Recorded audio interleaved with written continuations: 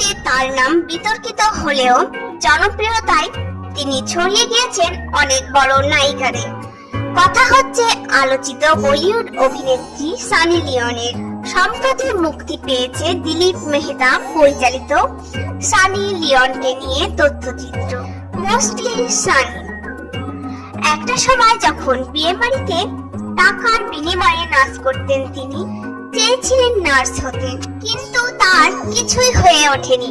তথ্যচিত্রে দেখানো হয়েছে কিভাবে সানি লিওন নীল তারকা হয়ে উঠেছিলেন, নীল জগতে কেমন করে কেটেছে সানির দিন, কিভাবে এই পেশায় নামলেন, সবকিছু তুলে ধরা হয়েছে তথ্যচিত্রে।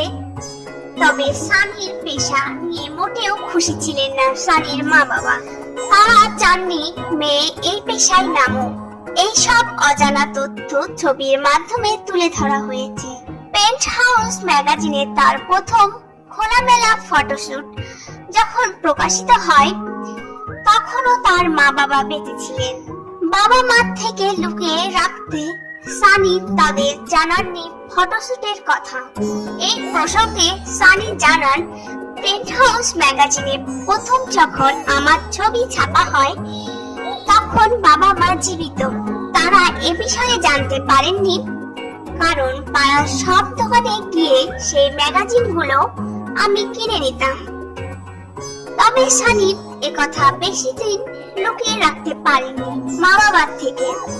জানাজানি হওয়ার পর নাকি কষ্ট পেয়েছিলেন তিনি, সম্পর্কেও প্রভাব পড়ে। মেয়ের কাজ অবাক করেছিল তাদের। তাদের মন্তব্য ছিল এমন, তুমি খোলামেলা হয়েছিলে। এইসব করার আগে একবারও যখন জানানো প্রয়োজন মনে হয়নি।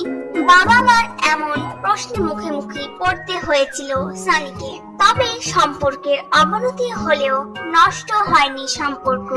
তথ্যচিত্রে দেখানো হয়েছে মৃত্যুর আগে সানির হাতে শেষবারের মতো পানি খেয়েছিলেন তার মা।